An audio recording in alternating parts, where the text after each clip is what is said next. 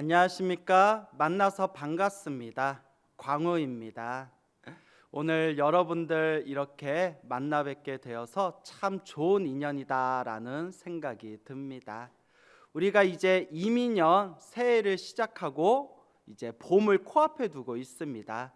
여러분들 새해 시작하면서 마음에 계획했던 일들 어떻게 잘 실천하고 계십니까? 우리가 흔히 작심삼일이라고 하죠. 이제 마음으로는 내가 반드시 성취하겠다, 이루겠다, 노력하겠다라는 자기 자신만의 결심이 있지만 그것이 오래도록 그 실천을 지속하기가 쉽지가 않습니다. 그래서 우리 불제자 분들도 항상 새해가 시작되고 새로운 달이 시작되고 새로운 하루가 시작될 때마다 자신의 몸과 마음을 잘 살펴보면서 부처님의 제자로서 불자로서 꾸준하게 수행정진할 수 있도록 노력하고 노력해야 할 것입니다. 우리 불자님들이 절에 다니면서 이제 귀에 아주 딱지가 박히도록 항상 듣던 내용이 있을 겁니다. 마음이 부처다. 마음이 부처다라는 말 절에 다니면서 많이 들어보셨죠? 실제로 우리 옛 선지식들께서 항상 하시던 말씀 중에 이 팔만대장경을 한 글자로 만들면 마음심자가 된다라는 말씀을 하셨습니다. 팔만대장경을 한 글자로 만들면 마음심자가 된다. 그래서 이 마음을 깨치면 중생이 부처가 되는 것이요, 이 마음이 어둡기 때문에, 이 마음이 혼탁하기 때문에 본래 부처인 우리가 중생으로 살아가는 것이다. 그렇기 때문에 자신의 마음을 깨달아야 된다. 마음을 깨쳐야 된다. 마음을 바로 보아야 된다. 마음이 부처다라고 예 선지식들께서 항상 말씀을 하셨죠. 우리가 부처님의 가르침을 공부하고 경전을 공부하고 그 수많은 옛 선지식들의 말씀을 공부하면서 이 마음이 부처다라는 이 가르침이 바로 불교에서 가장 중요한 핵심이다라는 것을 우리가 불교 공부하면서 우리가 하나하나 배워나가게 됩니다. 마음이 부처다, 이것이 대승불교에서 가장 중요한 가르침인데요. 근데 한 가지 문제가 있습니다, 여러분. 마음이 부처다라는 건 우리가 다 알고 있는데, 내 마음이 부처다라는 거는 사람들이 다 알고 있는데, 머리로는 알고 있고 입으로는 누구나 쉽게 마음이 부처다라고 이야기하지만 실제로 부처님과 같이 사는 사람이 과연 몇이나 되는가? 과연 나는 머릿속으로 마음은 부처다라는 걸 달달 줄줄 외우고 있지만 과연 나의 삶의 모습이 부처님과 같은 지혜와 자비가 펼쳐지고 있는가? 이것을 우리가 한번 진지하게 고민해 봐야 됩니다. 저 같은 경우에도 오랫동안 부처님의 경전을 공부했으니까 마음이 부처다, 마음을 깨치면 부처다, 저도 이제 머릿속으로는 다 이해하고 있죠. 머리로는 부처님께서 말씀하신 마음이 부처다라는 이 소중하고도 이 고귀한 가르침을 항상 가슴에 새기고는 있지만, 그런데 제 자신을 있는 그대로 반성하고 제 마음을 살펴볼 때 머리와 입으로는 마음이 부처다라는 걸 알지만 실제로 부처님과 같은 그런 지혜와 자비를 저도 실천하지는 못하고 있습니다. 많이 부족해서 그런 거죠. 자, 그러면 마음이 부처다라는 건 우리가 다 알고 있는데, 알고 있으면서 왜 부처님과 같은 지혜와 자비가 나오지를 않는가? 분명히 내 머릿속으로는 마음이 부처인 걸 분명히 알겠는데 왜 부처님과 같은 그런 위대한 그런 지혜와 자비와 깨달음의 광명이 우리에게는 나오지가 않는가? 자, 이것을 바로 업습 때문이다라고 말씀하셨습니다. 업의 습관이다. 바로 업의 습관, 업습에 의해서 우리 중생이 본래 부처임에도 불구하고 이 업보의 습관, 이 중생으로서 업의 습관, 업습 때문에 부처처럼 살지 못하고 부처님처럼 살지 못하고 이렇게 중생 노름하면서 사는 것이다 라고 이야기하고 있습니다. 업습이 뭘까요? 자, 업이라는 것은 지난 과거 전생에서부터 지금에 이르기까지 몸과 말과 생각으로 만든 행위의 에너지, 그걸 업이라고 합니다. 과거 전생에서부터 지금까지 우리 중생들이 태어나고 죽고 태어나고 죽는 윤회의 삶 속에서 얼마나 많은 몸과 말과 생각으로 얼마나 많은 일들을 지어왔겠습니까? 몸으로 착한 일을 한 것도 있고 나쁜 일을 한 것도 있고, 입으로 착한 말을 한 적도 있고 나쁜 말을 한 적도 있고, 생각으로 착한 생각을 한 적도 있고 나쁜 생각을 한 적도 있고, 이와 같이 몸과 말과 생각으로 착한 일을 했건 악한 일을 했건 몸과 말과 생각으로 내가 지은 내 행위의 에너지, 그것을 바로 업이라고 부르게 됩니다. 그래서 착한 일을 한 에너지는 선업이라고 부르고 악한 일을 한 에너지는 악업이라고 부르는데, 이와 같이 우리 중생들은 몸과 말과 생각으로 수많은 일들을 지어오면서 그것이 바로 습관이 됐다는 겁니다. 업의 습관, 내가 몸과 말과 생각으로 지어왔던 업의 습관, 그것이 바로 업습입니다.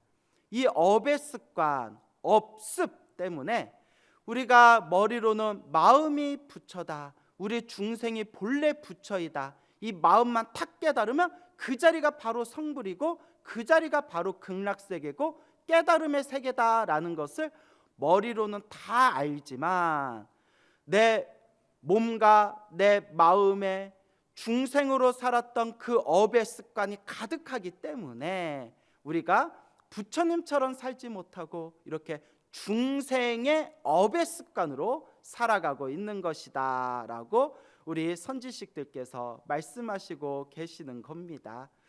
그래서 여러분, 재밌는 비유가 있어요. 여러분 혹시 담배 피십니까? 혹은 담배를 펴본 경험이 있으십니까? 이제 저 같은 경우에는 이제 뭐 고등학교 졸업하고 바로 출가했기 때문에 저는 이제 담배를 전혀 배우지를 않았어요. 그래서 뭐 담배를 뭐 펴본 적도 없지만 뭐 담배를 끊으려고 노력해 본 적도 없었겠죠. 근데 제 주변에 약간 늦게 출가하신 스님들 중에서 출가하기 전에 담배를 많이 피셨던 분들이 이제 머리 깎고 출가하고 난 뒤에 금연하느라고 절에선 담배를 못 피게 하지 않습니까? 그래서 그 담배 끊느라고 엄청나게 고생하는 걸 제가 옆에서 많이 봤습니다. 정말 힘들어 하시더라고요. 근데 그것도 좀 신기한 게 어떤 분은 오랫동안 담배를 폈는데 금방 한 방에 금방 딱 끊는 분도 계시고, 어떤 분은 정말 오랫동안 금당 현상을 겪으면서 힘들게 담배를 끊으시는 분들도 계십니다. 근데 이제 어떤 스님이 이런 얘기를 하시더라고요. 야, 광우야, 내가 출가하기 전에 내가 담배를 몇 년 폈는데 절에 와서 머리 깎고 절에 와가지고 내가 담배 끊느라고 금연하느라고 엄청 고생했다. 솔직히 말하면 담배를 끊은 지 몇 년이 지났는데도 아직도 가끔씩 담배가 땡길 때가 있다.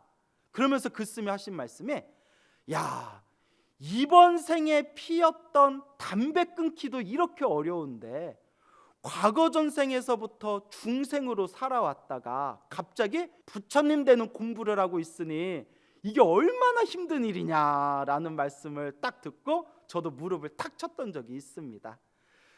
그 인터넷 자료에 보니까 금연에 대한 이야기를 우연히 본 적이 있었는데, 이제 의사 선생님이 이런 얘기를 하더라고요. 그 의사분이, 만약에 당신이 3년 동안 담배를 폈다면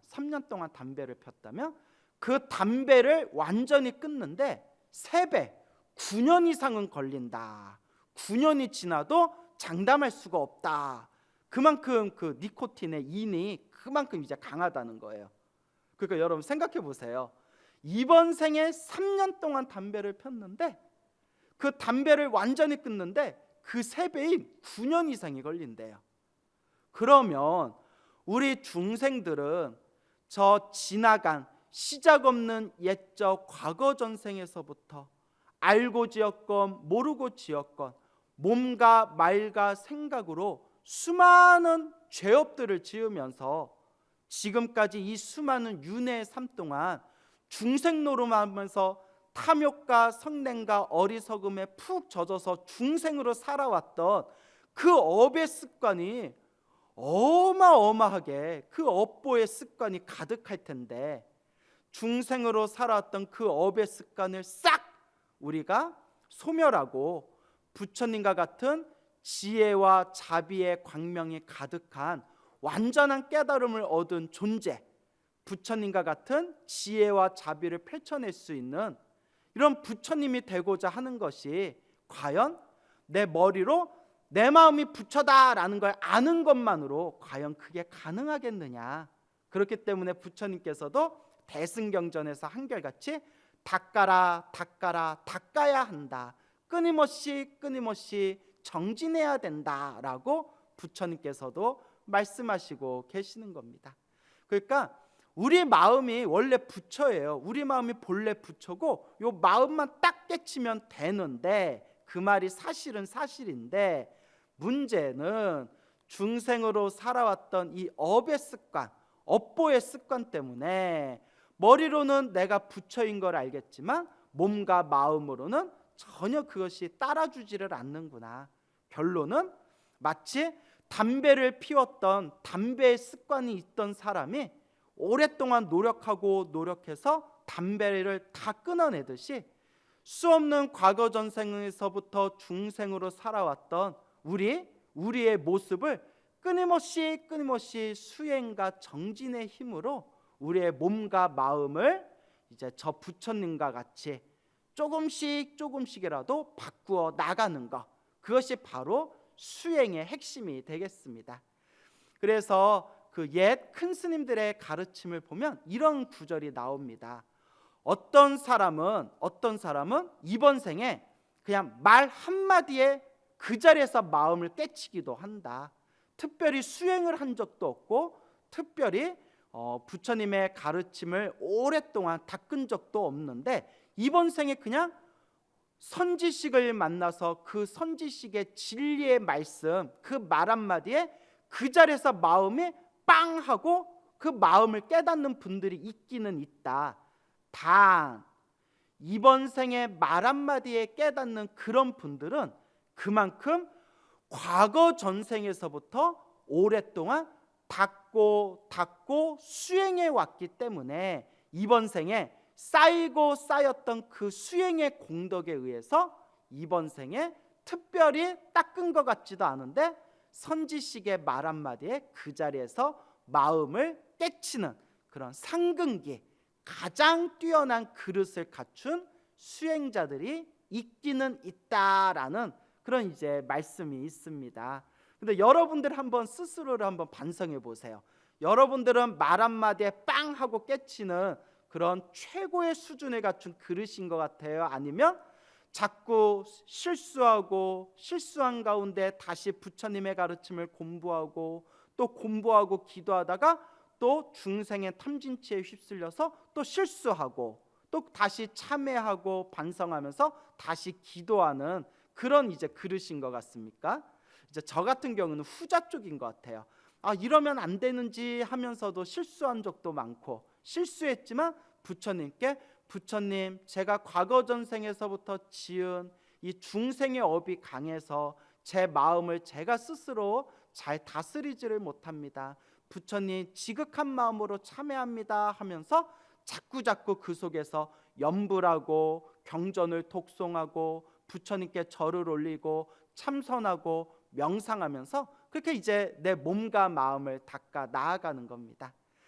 그래서 우리 중생들이 과거 전생에서부터 지었던 우리의 업보가 헤아릴 수 없이 마치 이 우주에서 가장 큰 산이라는 저 수미산보다도 우리 중생들의 업장이 두껍지만, 그나마 다행하게도 우리 부처님의 가피에 의지하며 부처님의 지혜자비의 광명, 부처님의 가피 광명에 의지하며 우리 중생들의 업장, 우리 중생들의 업보, 내가 과거 전생에 지었던 이 업보의 습관을 부처님의 가피로 조금 더 빨리, 조금 더 쉽게 소멸할 수가 있다고 합니다. 자, 중국 청나라 시대 때 있었던 일입니다. 중국 청나라 시대 때 수암이라는 스님이 있었다고 합니다. 수암 스님이라는 분이 있었는데, 이 수암 스님이 어렸을 때부터 아주 못되고 거칠고 그리고 아주 무식했다고 합니다. 그래서 이제 머리를 깎고 출가했는데, 아니 머리를 깎고 출가했으면 이제 스님답게 좀 공부도 하고 수행도 하고 자기 마음도 좀 바꿔나가야 되는데, 전생의 업보가 두꺼운지 전생의 업장이 두꺼웠는지 스님이 된 뒤에도 전혀 수행을 하지 않았다고 합니다. 머리 깎고 스님이 되었는데도 전혀 변화가 없다 보니까 나이가 들어서도 항상 주변 사람들하고 싸우고 지지고 볶는 그런 이제 말썽꾸러기 스님이 되었다고 합니다. 이런 우리 한국 불교에서는 그렇게 삐죽삐죽 말썽꾸러기 그런 스님을 괴각이라고 부릅니다. 괴각 스님이라고 부르거든요. 그런 아주 그냥 말썽꾸러기 괴각 스님이 되었는데, 어느 날 사람들과 아주 그냥 거칠게 싸움을 벌였던 이 수암 스님이 결국은 주지 스님에게 이제 끌려가게 됩니다. 그동안 꾹꾹 참았던 주지 스님이 더 이상 참지 못하고 이 수암 스님을 부르다가 아주 호되게 질책하면서, 네가 다시 한 번만 사람들과 싸우고 스님으로서 해서는 안 되는 그런 언행을 벌인다면 너를 당장에 이 절에서 쫓아내겠다라고 아주 호되게 꾸짖고 질책을 합니다. 주지스님의 호된 그런 꾸짖음을 당한 이 수암스님이 그날 화가 나가지고 속에서 막 부글부글 그냥 분노가 막 끌어올라서 그날 잠을 자지 못했다고 합니다. 내가 저 주지를 어떻게 복수할까? 저 주지의 뚝배기를 깨버릴까? 막 이러면서 속에서 막 부글부글 화가 나는 거예요. 그러니까 타고나기를 화가 좀 강한 분이었던 것 같습니다. 이 수암스님이 어떻게 해야 저 주지를 내가 복수할까? 내가 자존심 상하고 분해가지고 잠이 안 오네 하다가 너무너무 화가 나는 끝에 호련히 문득 이런 생각이 드는 겁니다. 내가 지금까지 수많은 사람들과 싸워왔지만 결과는 항상 좋지 못하고 항상 마음이 불편했다. 내가 저 주지스님한테 복수한다고 한들 내 마음이 편안하겠느냐라는 그런 어떤 마음이 싹 일어나면서, 나도 더 이상 이렇게 살지 말고 나도 이제 머리 깎은 부처님 제자니 나도 돌을 닦아야 되겠다라는 그런 아주 깨끗한 마음을 일으키게 됩니다.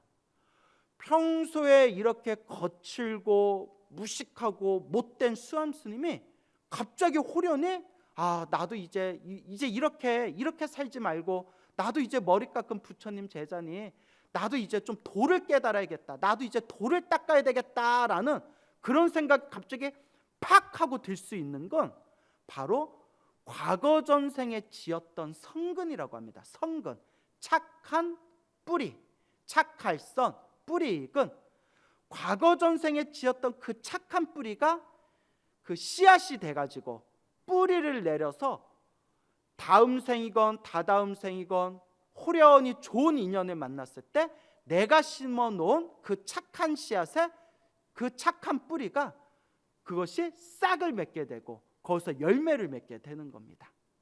이 수암스님이 그래도 갑자기 나도 도를 깨달아야겠다, 도를 닦아야 되겠다라는 마음을 일으킬 수 있었던 것은 바로 우리가 자세히 알 수는 없지만 그래도 과거 전생에 뭔가 착한 씨앗, 착한 뿌리, 성근이 있었기 때문에 그래도 그런 착한 마음을 순간 낼 수가 있었던 겁니다. 그때 수암스님이 이런 고민에 빠집니다. 나도 도를 깨치고 싶은데, 도를 닦고 싶은데 나는 무식해가지고 할 줄 아는 것도 없고 공부한 경전도 없고 부처님 가르침에서 잘 알지도 못하는데 내가 어떻게 해야 도를 닦을 수 있을까? 어떻게 해야 도를 깨달을 수 있을까? 이 나이가 돼서 나이가 들어가지고 어디 학교에 들어가서 처음부터 글 공부를 다시 해야 되는가, 이런저런 생각이 복잡할 때 호련히 신묘장구 대다라니가 머릿속에 떠오릅니다. 보통 우리 스님들이 저 중국의 스님도 그렇고 한국의 스님들도 그렇고 보통 머리 깎고 출가하면 기본적으로 신묘장구 대다라니는 외우거든요. 그때 수암 스님도 어쨌거나 머리 깎은 스님이었기 때문에 비록 거칠고 못되고 무식했지만 그래도 이제 승려로서 반드시 외워야 될 연불이라든가 주문 같은 거는 알고 있지 않았겠습니까?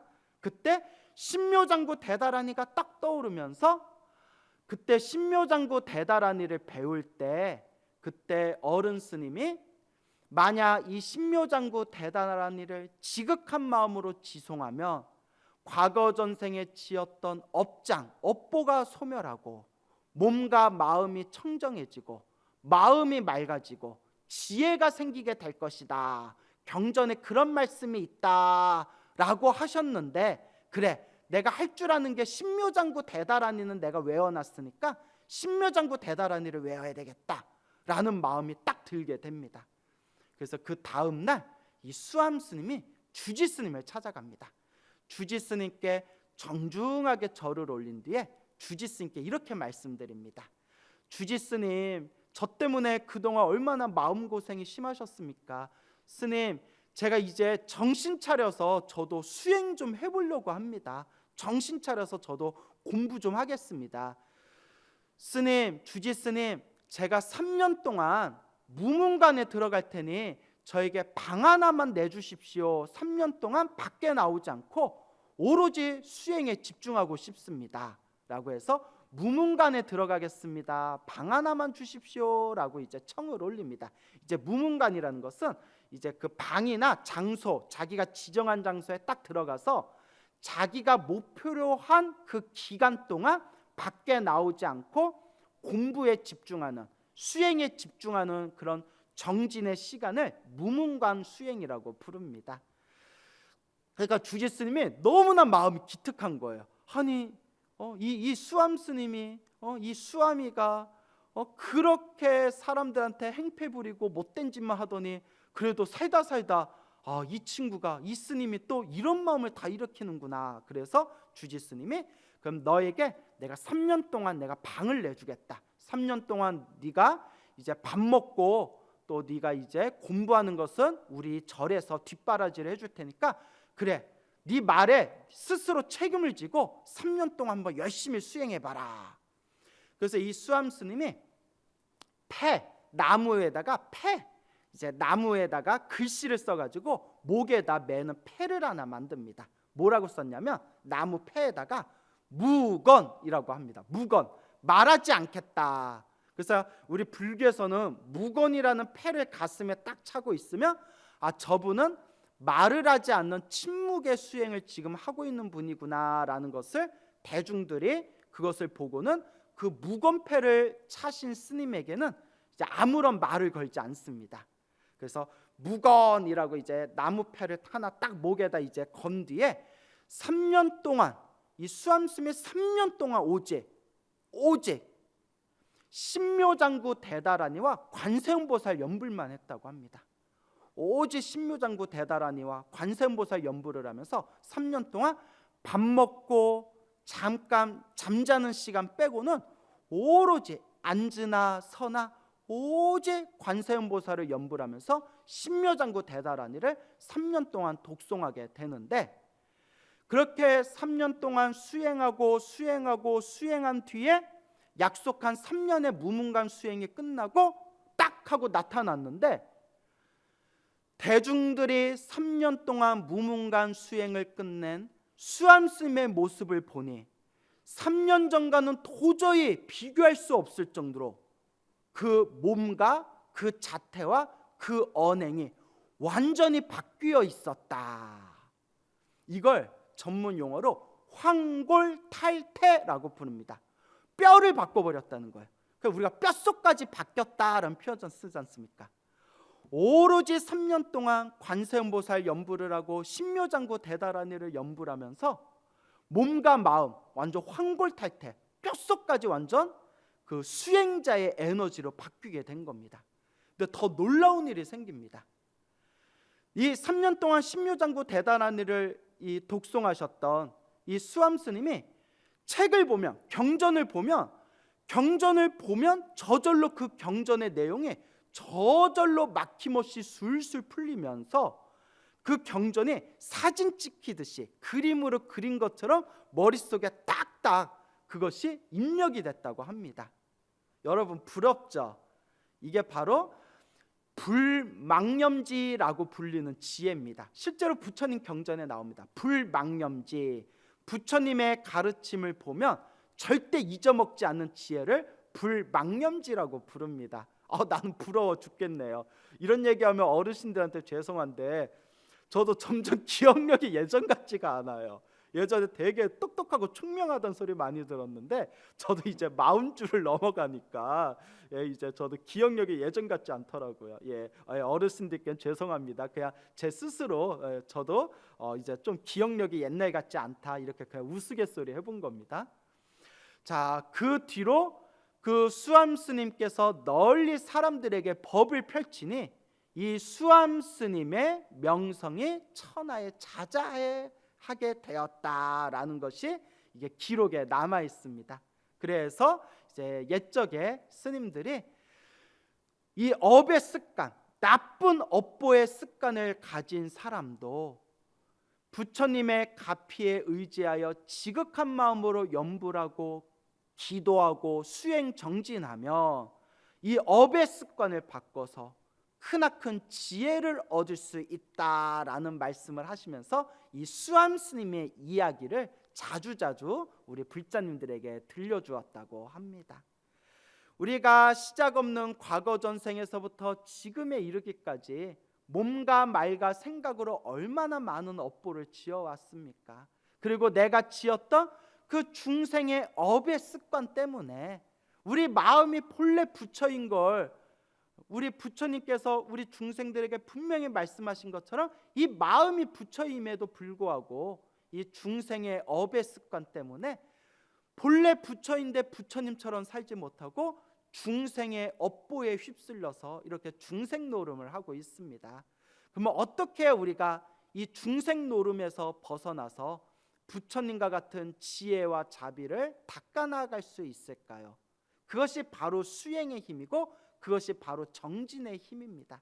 그래서 우리 불자님들이 부처님의 가피를 의지하면서 염불하시고 기도하시고 복과 선업을 닦으시고 공덕을 쌓으면서 그렇게 여러분들의 업의 습관을, 중생의 업의 습관을 점점 부처님의 지혜와 자비의 모습으로 조금씩이라도 바꾸어 나가려고 노력한다면 저 물방울이 한 방울 한 방울 떨어져 바위를 뚫듯이 우리의 그 작은 노력이 쌓이고 쌓여서 결국 우리도 언젠가는 저 부처님처럼 완전한 깨달음, 성불의 경지에 이르게 될 것이다. 그래서 불법을 만난 부처님의 가르침과 인연을 맺은 모든 불제자는 미래생에 반드시 성불하게 될 것이다 라고 증명하고 있는 이 대승경전 최상의 가르침이 바로 법화경이 되겠습니다. 그래서 법화경, 묘법연화경에 보면 이 부처님의 가르침과 인연을 맺은 불자는 반드시 미래 세상에 반드시 성불하게 되리라라고 석가모니 부처님께서 법화경에서 증명하고 계시는 겁니다. 그러니까 여러분 그저 꾸준히 닦아 나아갈 뿐입니다. 우리 부처님께서 경전에서 항상 말씀하셨지만 내 앞에 펼쳐진 행복도 내 앞에 펼쳐진 불행도 좋은 인연도 나쁜 인연도 모두 다 내가 지은 업연이다. 다 내가 지은 업의 인연법이다 라고 하셨습니다. 여러분 앞에 지금 펼쳐진 행복도 불행도 다 과거 전생에 알고 지었건 모르고 지었건 내가 지은 업의 인연, 내가 지은 업을 그대로 내가 받고 있는 것입니다. 그래서 여러분들이 항상 명심하셔야 되는 것은 행복해지고 싶다면 행복해질 수 있을 만한 복과 선업과 공덕을 닦아야 됩니다. 저 아시는 어느 불자님이 있었는데, 이 불자님이 살아가는 게 너무 힘들고 괴롭고 답답하더랍니다. 무슨 일을 해도 일이 풀리지를 않더래요. 그래서 이제 절에 다니면서 부처님의 가르침을 공부하면서 이제 기도하는 방법을 배웠대요. 절에 다니면서 스님들의 가르침을 듣고, 그리고 인과 업보에 대한 법문을 듣고, 내가 이렇게 힘들고 괴롭게 사는 것도 그러면 다 내가 전생에 지은 나의 업보, 나의 업장이겠구나. 내가 이번 생에 기도를 좀 열심히 해야 되겠구나라는 생각이 들더랍니다. 그래서 이분이 기도를 정말 열심히 하셨대요. 특히 관세음보살 연부를 굉장히 많이 하셨다고 합니다. 우리 한국인 불자들이 가장 좋아하는 보살님이 또 관세음보살이지 않습니까? 그래서 자나 깨나 아침에 눈 뜨면 저녁에 잠들 때까지 그냥 너무 가슴이 답답하고 힘드니까 오직 관세음보살님만 믿고 관세음보살, 관세음보살, 관세음보살, 하염없이 관세음보살을 연부를 했답니다.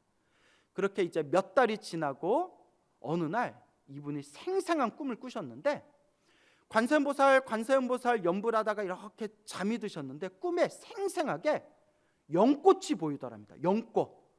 그리고 환한 연꽃이 보이는데 그 연꽃 위에 하얀 옷을 입은, 아주 맑고 투명한 하얀 옷을 입은 귀부인이, 귀하게 생긴 그런 부인이 자기를 이렇게 바라보면서 환하게 미소를 지으시더랍니다. 연꽃 위에 앉아 계시는 하얀 옷을 입은 귀부인 하면 딱 여러분 누가 생각나십니까? 관세음보살님이시죠. 백이관은. 하얀 옷을 입으신 그런 귀부인이 연꽃 위에 탁 앉아서 자기를 향해서 환하게 이렇게 미소를 지으면서 웃어주시는 그런 생생한 꿈을 딱 꾸고 난 뒤에 너무 신기하다, 너무 신기하다. 무슨 꿈인지는 모르겠지만 딱 느낌이 너무 좋은 길몽 같더래요. 그런데 아니나 다를까 그 꿈을 꾸고 난 뒤에 그 뒤로는 점점 하는 일들이 술술 풀려가지고 지금은 정말 자기가 힘들고 괴로웠던 그 시절에 비하면 정말 팔자가 폈다라는, 신세가 폈다, 팔자가 바뀌었다라는 말이 저절로 나올 정도로 지금은 많이 편안해지셨다고 합니다. 그래서 그분께서 제가 너무나 사는 게 힘들고 답답했는데 그래도 지금 이 정도로 이렇게라도 편안하게 살 수 있는 것은 다 관세음보살님 덕분입니다, 불보살님 은혜입니다 라는 말씀을 하시는 것을 제가 들은 적이 있습니다. 여러분, 힘들고 괴롭고 답답할수록 더 열심히 연불하고 더 열심히 기도하고 공덕을 닦아야 됩니다. 편안하고 즐겁고 기쁠수록 이것도 내가 지은 내 선업의 힘이다 라는 믿음으로 더 열심히 복과 선업을 지을 수 있도록 공덕을 닦아야 됩니다. 부지런히 연불하고 꾸준히 수행 정진하셔서 여러분들의 삶이 항상 편안하고 평온하고, 그리고 반드시 부처님의 지혜와 자비를 성취하시기를 제가 축원드리는 바입니다.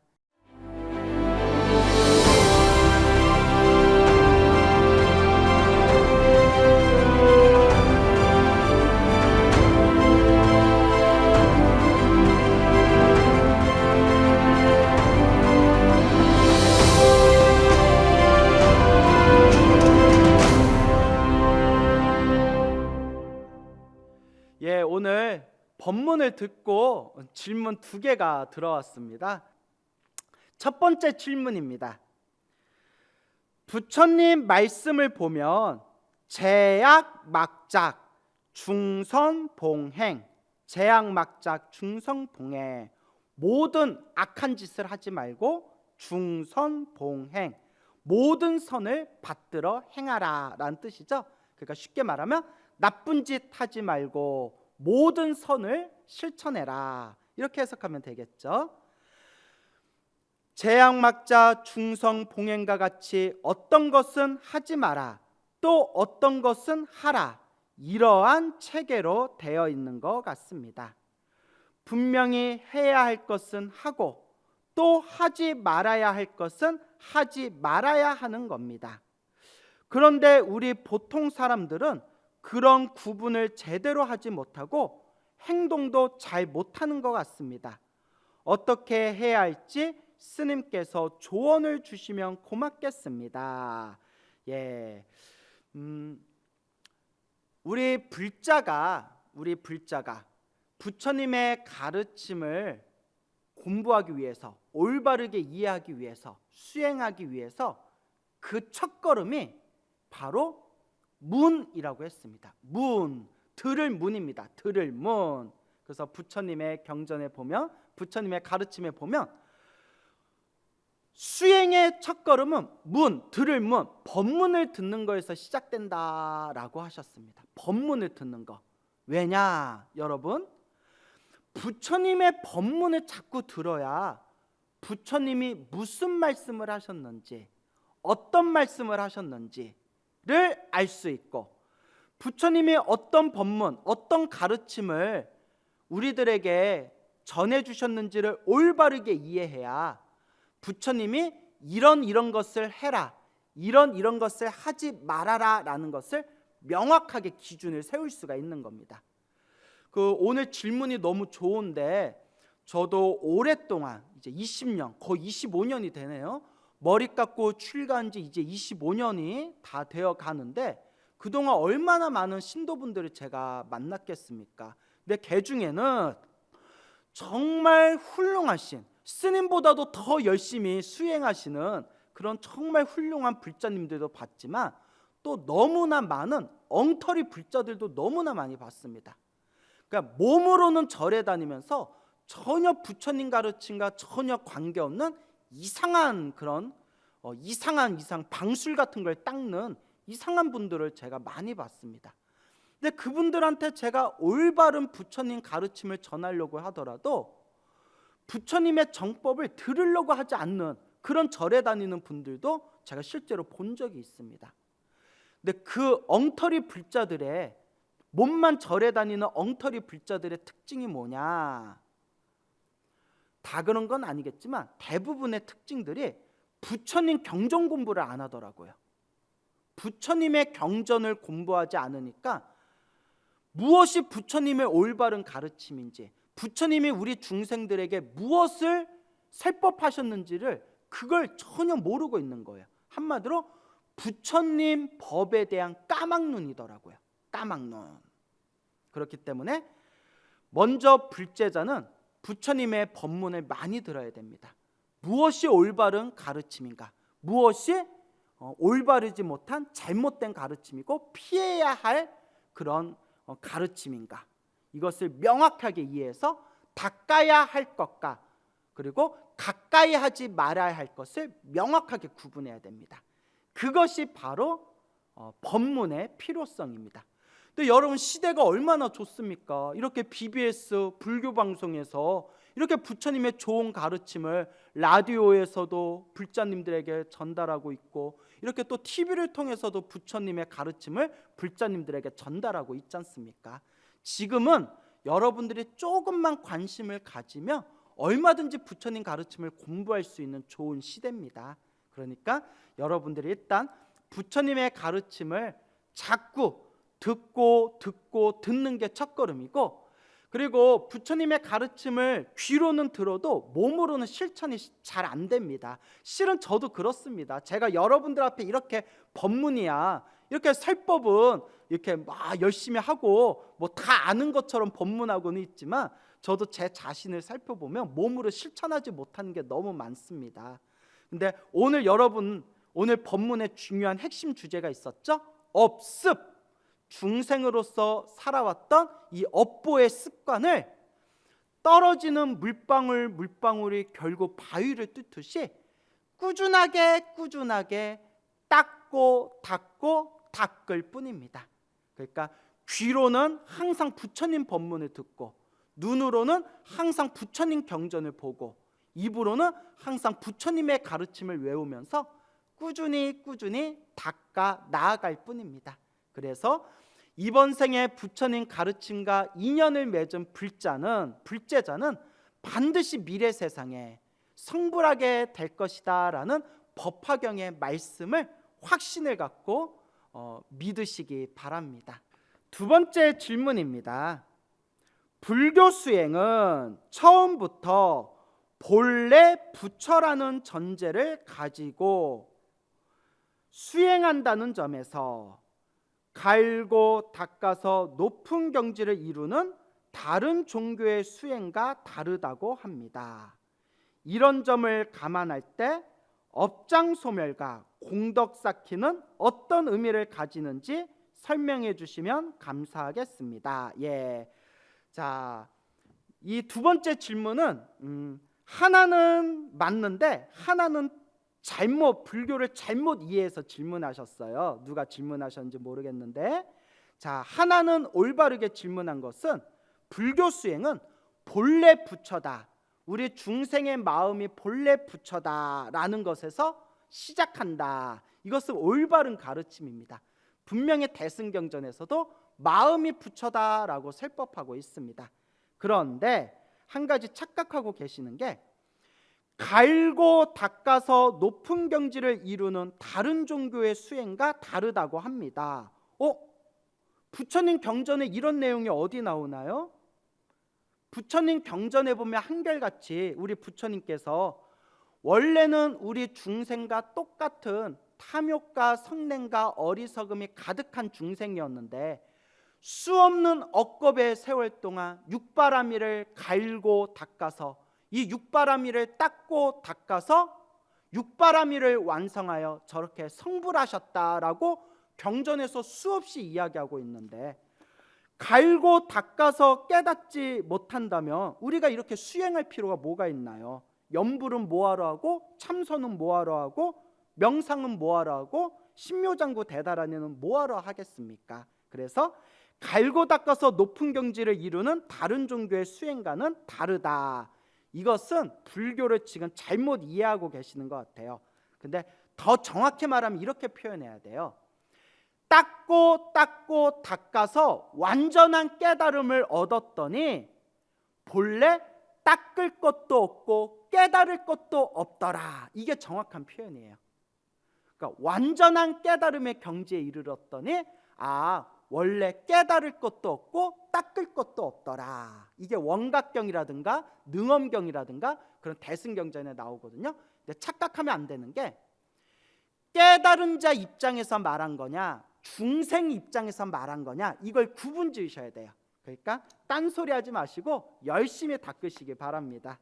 그게 바로 업장을 소멸하고 공덕을 쌓음으로써 우리가 더 빨리 성불할 수 있는 인연을 심게 된다라는 것을 명심하시기 바랍니다. 우리 불자 여러분, 어떻게 오늘 설법 재밌게 잘 들으셨습니까? 우리 불자님들을 위해서 축원의 시간을 갖도록 하겠습니다. 다 함께 합장하시고 마음속으로 따라하시기 바랍니다. 거룩한 부처님께 귀의합니다. 거룩한 가르침에 귀의합니다. 거룩한 스님들께 귀의합니다. 거룩한 불법 승 삼보에 귀의합니다.